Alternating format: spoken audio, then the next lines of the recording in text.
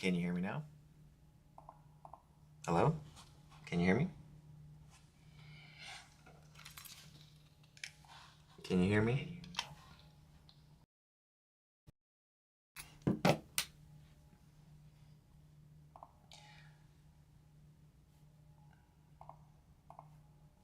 Anybody there?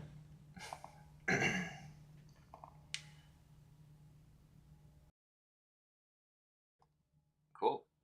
Thanks for helping me with that. Well, guys, today is we're almost halfway through the month. Hopefully, you guys are having a good August. Curious how did your guys' July go? For our shop, it was a little bit slower in terms of revenue than June. June was our kind of our record month to date. But so far, August is looking pretty good. We just had the back to school rush for us since kids here go back to school in August. So yesterday was actually the day that our in our county the kids started school up. So we had a big rush at the second half of the week last week, which is kind of normal. And then of course, usually after a big rush, there is a big dip. So that's kind of what we're dealing with right now. Kind of quiet in the shop, but knowing these things makes it so, you know, if you're new to the industry, you just kind of have to expect that these things come in waves. Usually, now you can do things to prevent that. Like rebooking people, getting people on memberships, or just you know making people want to come back in general is going to be our biggest defense against these slow times. But in general, it's usually a good idea to be thinking about, well, if I know a slow time is coming up, what can I do? What kind of promotion can I do to kind of counteract that, right? So a couple of years ago, we did this really interesting sale we ended up crushing it. I don't know if I'll ever do it again, but it was a really interesting promotion. And what we did was I listened to this podcast, and basically I realized that people value products, physical stuff, a lot more than services. That was the theory, right? I heard it in a podcast, and I was like, I could see that because in my shop, I don't know about you guys. Let me know if you agree with this or not. But in my shop, if I raise, we currently charge 45, right? But at the time we did this, I think we charged 40 for a haircut. Um, People and for a beard trim, right? What's up, David? Um, for some reason it's not streaming to Facebook today, so I'm just on like YouTube and Instagram for right now. Uh, so I realized that when if we charge somebody $40 for a beer term, I mean that's our price. We charge it based on time, but people sometimes feel a certain way about that, right? But I saw that people when we sell somebody like a beard oil, for example, that's $50. It's like, yeah, no problem, I'll take that. I'm like, what the fuck? So they're gonna complain about a $40 beer term, but they won't even hesitate if it's a $50 product or sometimes more. Sometimes people are buying multiple products.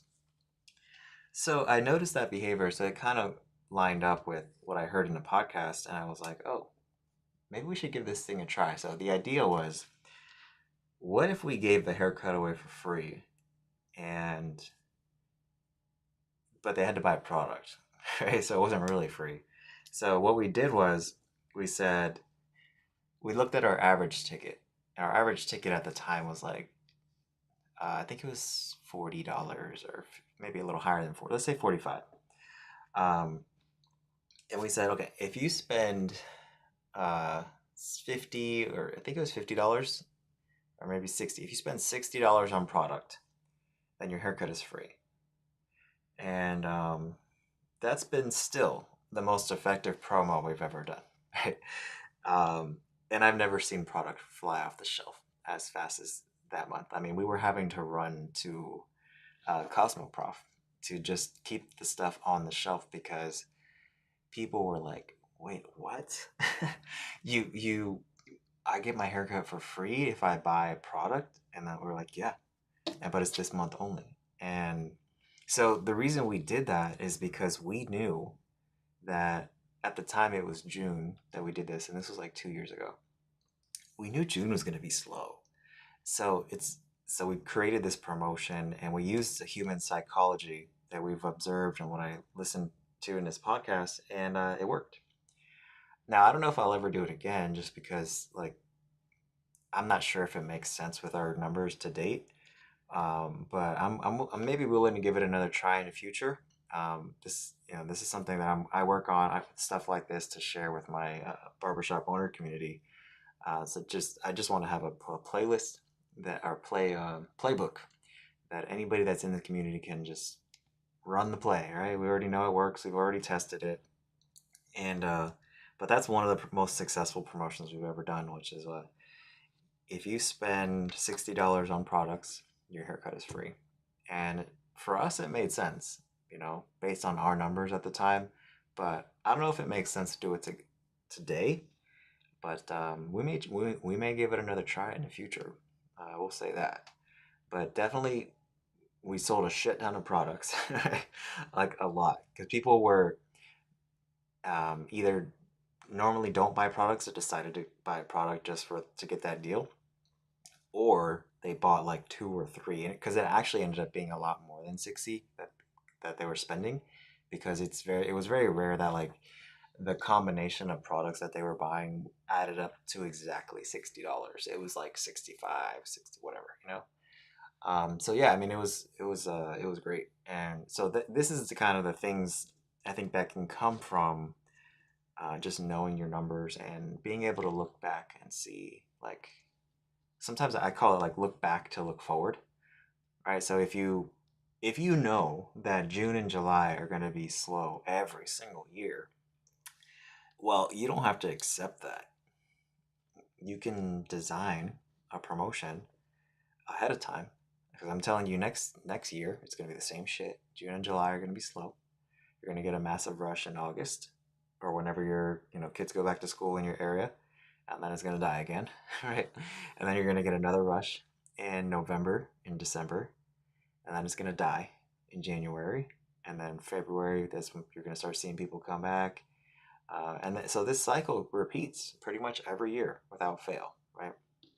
So you can start to design promotions now to get ahead of that. And so that's just one example of one thing that we've tried. We've got some other plays that we ran, and I have some other ideas for things that we can do um, going forward. Like, for example, we know January is going to be slow. So last year, what we did was we did a rebooking contest.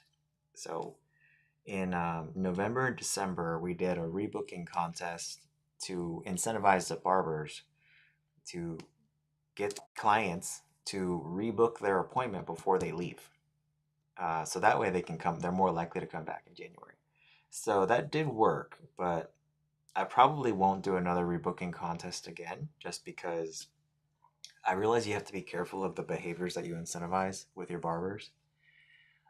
Because people were just basically booking their clients' appointments without even asking them, and some clients were like, "No, I don't want to rebook," and they just went ahead and did it just because they wanted to get that prize. I think it was giving away a TV at the time, and it did also cause like a huge spike in no shows. So that's why we're probably not going to do another rebooking contest again, just because I learned from that. But I definitely like the idea of contest in general. Like right now, we're doing a product sales contest, and the barber that sells the most products this month will win the Ray-Ban Meta smart glasses. I don't know if you guys have seen those. I have a pair myself. They're amazing. They're worth like $300, and we're giving one of those away this month to the barber that sells the most products. So I think contests are cool, and they've definitely evolved over time since we started doing them. But if you want your barbers to really focus on a specific number, then I think contests are really good for that. Because yeah, I mean they should already be doing it anyways. But the idea is they try a lot harder, and it forces them to get better at it, right? Because they're competing against the rest of the shop. Sometimes we have it just like one prize from all locations. So you're competing against the other location too. And yeah, so I think contest, gamifying it, making it fun, is a big motivator, at least in our shop, right? So that's kind of the things that I've been thinking about lately. Uh, we know these slow times are coming. We know these busy times are coming too. So the opposite works too, where you can, if you know a busy time is coming, well, like we do, um, even though we don't technically need the help right now, one of the biggest lessons I learned last year was you don't necessarily want to wait until you need the help, because if you need the help, then so does everybody else, right? If you're busy, chances are a lot of your competition is busy too. If you're slow, chances are a lot of your competition is slow too. So the argument that I'm trying to make is basically you may want to think about hiring people, hiring barbers, before you need the help or before you get into a busy season, because there are seasons when it comes to hiring too. It is hard to hire barbers during a busy season. You're probably not going to get the best candidates. People aren't usually looking to leave a barbershop that they're working at when they're busy, right? People usually start leaving when they're slow. Not always. There's exceptions to every rule, but in general, in my experience, if you want the best candidates, you want to always be looking, and then you want to be looking not necessarily when you need the help too, um, because sometimes the best candidates come along when you don't need help, and when if you wait till you do need help, it might be too late. Now that person's moved on, right, and they're at another shop, and it's also a good habit to, keep. I just started doing this a few years ago, but to keep like these applications, like because sometimes people apply and you really don't need help. Like you don't need any help anytime soon either. You have no chairs to fill, and everybody on your team is great. So you can still interview these people, and you can keep a good kind of relationship. So that way, if a spot does open up in the future, you have a list of people you can call rather than like starting from scratch all over again. This is kind of the stuff that some of the stuff that I talk about in my. I have a whole course on how to hire barbers and stylists. Just because that's probably the thing that we're on track to do. I don't know, probably like 1.4 billion this year in revenue. Uh, so if we get to that, then it's probably going to be double what we did last year. So like, how did I double revenue in 1 year? I didn't add any new locations. I didn't really do anything different. We got a lot better at marketing, but you got to be able to take care of these clients that are coming in. And so the biggest thing that I think I learned last year was hiring, like the timing of hiring specifically, like what I just shared with you guys. You want to hire at the right time, the right person at the right time. That makes a big difference. So I think that it's definitely. I think I can't give you a number that's going to apply to every business. We all have different businesses and different numbers. I decided to start looking at hiring when we got to about 75% booked as a shop. You could make the argument that you should wait till later, wait till you're closer to 80, 85% or higher booked. I decided to test hiring a little bit earlier, and that's one of the reasons I think our revenue kind of skyrocketed. Now, so did our costs too. So just being honest, like because you bring these people on, and if you're not 100% fully booked, then there is a cost associated with bringing them on. At least the way I do it, right? Because they're employees, so they get paid for every hour that they're there. So the only guarantee when you bring on an employee is that your costs are going to go up. There's no guarantee that their schedule is going to fill up. But even so, we have managed to.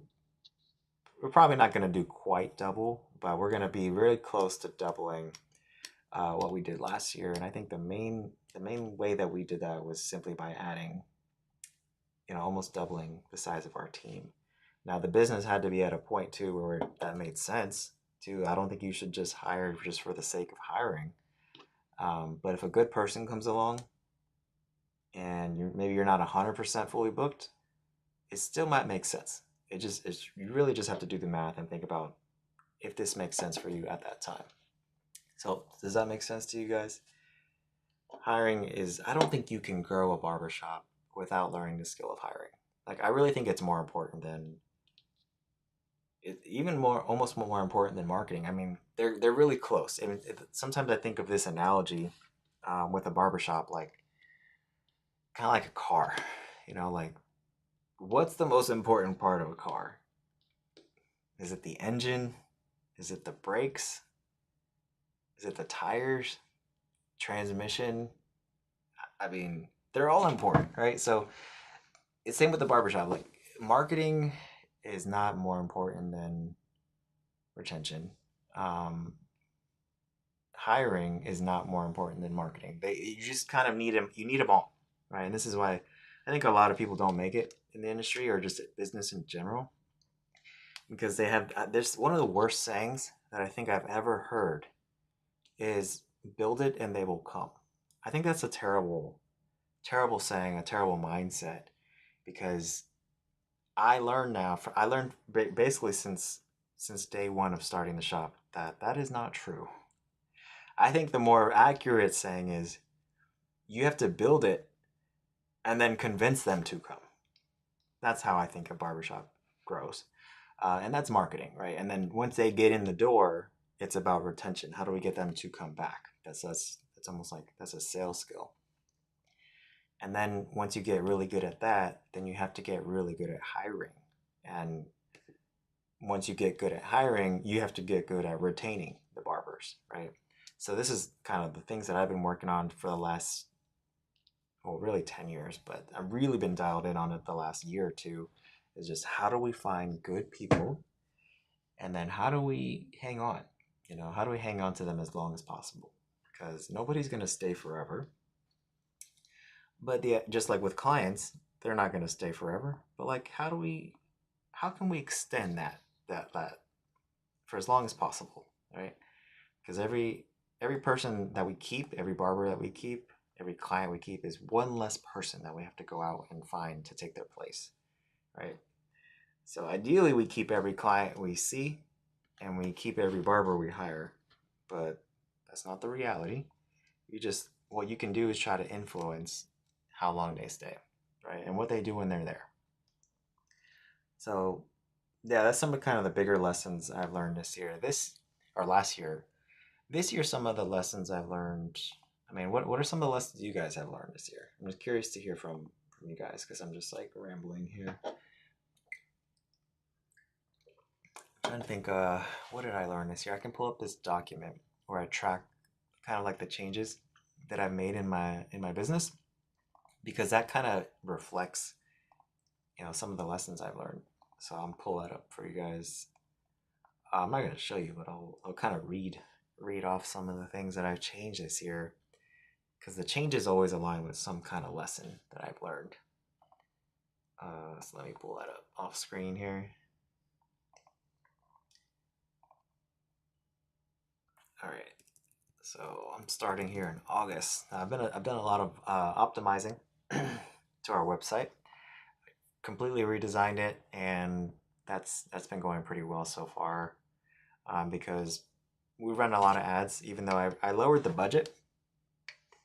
I lowered the budget of our ads, and but it's still important that we get the maximum amount of people that go to our website to convert to an appointment. Yeah, don't drink energy drinks. Yeah, that's a good. I mean, I don't know. I'm definitely really dependent on it, but I'm thinking about going on a caffeine detox. Oh, that would be hard. But that would be probably a good thing to do. Let's see. One thing. Okay, here's a good one. So this year so far, I've learned that when it comes to if the goal is to try to increase product sales, I was completely wrong with this idea that I shared a few months ago, which is that having less selection would lead to higher sales. I've actually learned that it's the complete opposite. Because that sounds good on paper. Something sounds good on paper, right? And then you actually do it in the shop, and it's like, oh shit, that didn't work, right? So we've gone the complete opposite direction now, and we're really focusing on adding more products, adding a not just more, but like a better selection, different sizes, different products, different scents. And ever since we did that, like our product sales have increased. It's also like a whole skill to be able to retail management. So the managers at my shop are responsible for this and just making sure that you never sell out. And this is another argument to have a good selection of products at your shop, because if you run out of one thing, if you have something that's kind of similar, then okay, instead of getting selling nothing, oh, now you at least got something that's close, right? And you can get some the client to get something that day. We carry level 3 and Gibbs products at our shop, and some just random stuff from Cosmoprof, you know. But yeah, products are tough though, you know. Just in general, um, just for context, right now I think like 4% of our sales come from retail, which is okay. You know, we've done a lot worse. We also used to do a lot better. It's just not the focus right now for us. Like, it's definitely important. Like, I think everybody should be thinking about how can we increase product sales. Right now, it's just not like our main priority. Our main priority for like the last like 2 years has been retention. Like, how do we boost retention? Because can't really grow a shop on pure product sales. Like you can put money in your pocket temporarily, but if you're pushing your barbers really hard to sell products, I mean, you'll make money in the short term, but long term, was it worth it if that client doesn't come back? I don't think so. Not from what I've seen, because our retail used to be 15% of our sales coming from retail, but our retention sucked. So that's why I'm like, fuck products. We're gonna focus on retention. You know, get with guys at Don Juan. I can give you a number. Yeah, I mean, we're experimenting with different lines. So I do think there's such a thing as having too much products, too many brands. We have gone in that kind of extreme, but I'm definitely open to trying new things. I get people sending me shit all the time, and I'm just like over it. But every now and then we test something new, and ultimately the thing with products that I've had to learn is like the barbers really have to like it, right? Because if they don't like it, they're not gonna fucking use it, and then they're just gonna sit on the shelf collecting dust. So what's the point? You know, it doesn't matter how much I like it, how much money we make when we sell it. It's the barbers have to be bought in. Like, that's really the thing with anything. Like, I just made a video for my membership course in my barbershop owner community, and that is the key to selling memberships or selling anything in your shop. Trying to get your barbers to do anything, like the first step is sell the barbers. If you sell the barbers and they really believe in this product or this membership or this whatever you're trying to get them to do, then they will sell the clients. But if you just try to skip over the barbers and go straight to selling the clients, in my experience, it doesn't work that well. Right? Just for context, at our shop, 89% of our memberships are sold in store. So even though we have like crazy good marketing and there's shit all over our website, it only accounts for like 11% of our sales, membership sales. So that's how important it is to get your barbers believing in whatever it is you're trying to do. Products included, they have to like it. So we're actually experimenting with doing. I don't know. This never worked out in the past, but maybe taking suggestions from products from our barbers, because if they suggest it, maybe they're more likely to actually say it. Yeah, thanks, David. Appreciate it. Good morning, Retro Thunder. Good to see you again. What do you think is better, customer service and a great? What do you think is better, customer service and a great haircut, or what else? Are you saying customer service or a great haircut, or is there like another thing that you're gonna add there? Well, I think they're both important. Like I was saying earlier, I think that you need both. You know, I don't think so. I read this book. I think I let somebody borrow it and they kept it. It was called Good to Great or Built to Last. It's by Jim Collins. And he had this saying, which I love. And so I'm paraphrasing here because it's been a while since I read it. I'm going to reread it.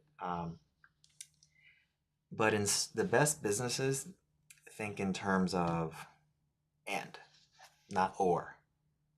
So rather than thinking what is better, customer service or a great haircut, I'd be thinking how do we do good customer service and give a great haircut? That's where the magic happens. So the magic is in the end. How can we do both? And if you can figure that out, then that's gonna set you apart, right? But if I had to choose, I would say a decent haircut, not terrible, because you can't make up for a really really bad haircut, right? Even if you have great customer service, but a decent haircut and amazing customer service, I think, is a really powerful combination because I've seen that. Like I don't talk about theory, here on this channel. I talk about like what I actually observe in the barbershop in my 10 plus years now of doing it. I don't unless and if I'm saying something that is a theory, then I will let you guys know. I don't have numbers to back this up, but I've seen over years and years barbers that weren't like super skilled at cutting hair and they stayed fully booked. I'm like, what the hell? And it's just because like customer service, man. Like people don't understand how powerful that is. Like I am not the best barber in my shop by far. Like some of my barbers are way way better than me. But one of the reasons why I stay fully booked most of the time is because I make it about the client. Some barbers have this mindset, this ego that builds up after a certain amount of time that it's like the client is like you're doing the client a favor. It's like what the fuck? Like when did our industry forget that like we are here for them? Like we cut hair. You cut hair, bro. This is you're not some like, rock star. Like we cut hair. We're here for them. So I try to remember that and I try to keep when somebody comes into my shop, especially if they sit in my chair, I try to make it like I treat them like they're a guest in my home. You know, what would you do? This is my simplest definition of customer service, by the way. And if I come up with something better, I'll share it with you guys. But I think the simplest definition of customer service that I've been able to come up with is just treat somebody like they're a guest in your home. What would you do if somebody came in your home? Well, you probably would greet them. You might offer them a drink. You might show them where the bathroom is. You might ask them about something you talked about last time, right? And then you would probably say bye if they left, right? These are just a few things. What's the difference between my free class and my paid class? I'm a booth renter. Will I benefit from it? So in short, yes, the paid one is definitely more catered to barbershop owners. Um, I mean, technically, you are a barbershop owner if you're a booth renter. You're the your only employee, right?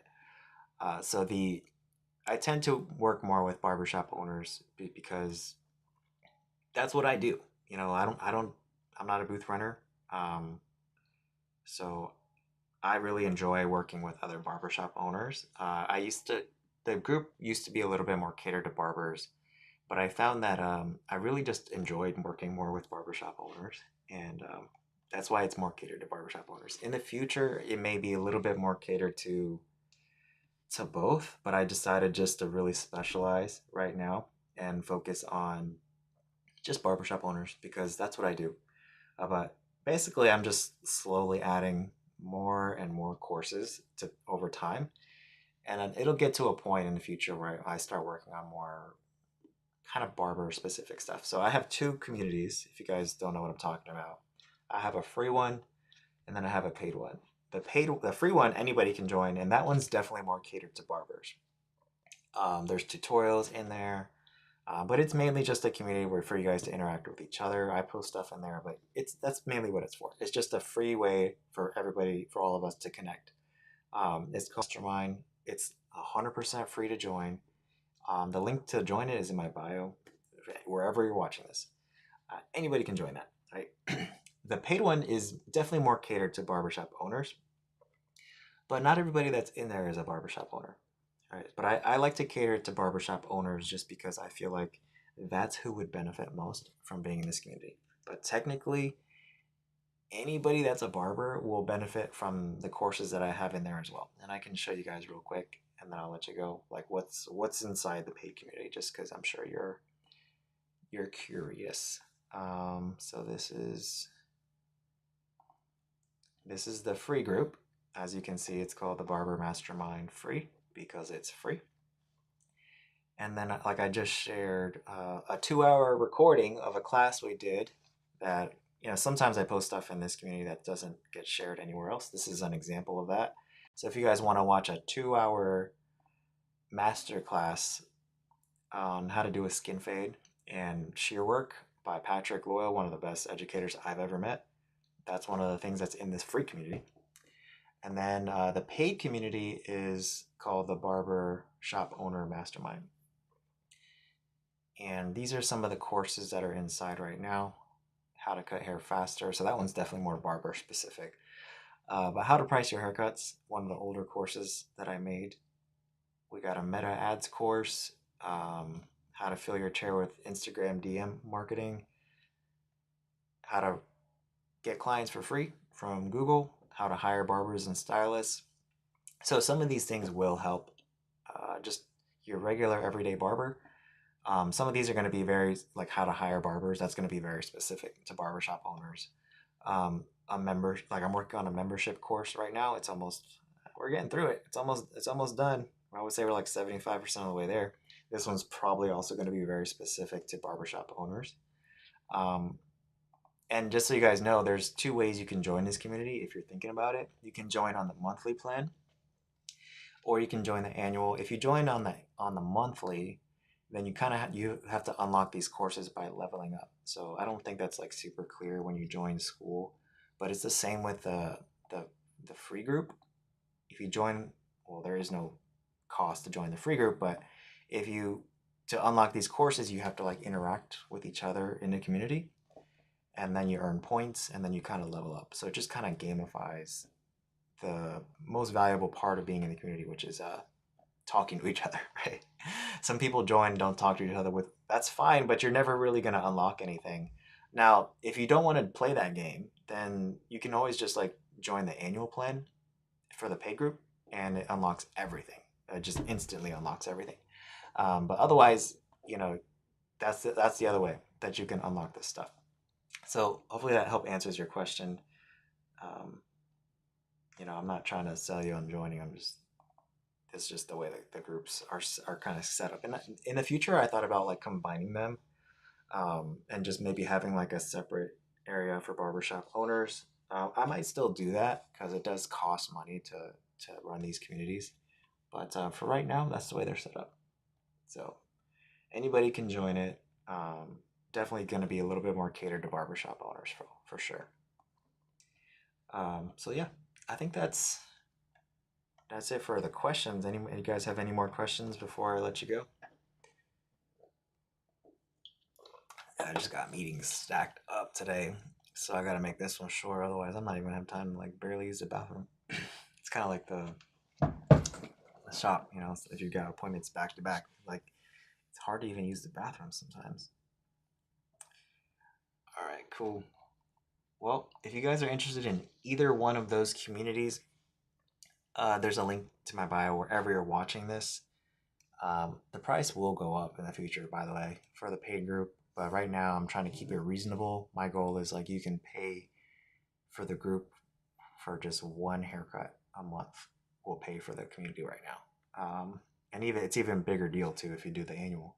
But not trying to say I don't do this for the money. I just do this to give back. And I just know that like when people pay, they pay attention. So that's the only reason I charge for it. Because otherwise, like this call is free, and you guys aren't paying me for this. But this is the way that I get back for free.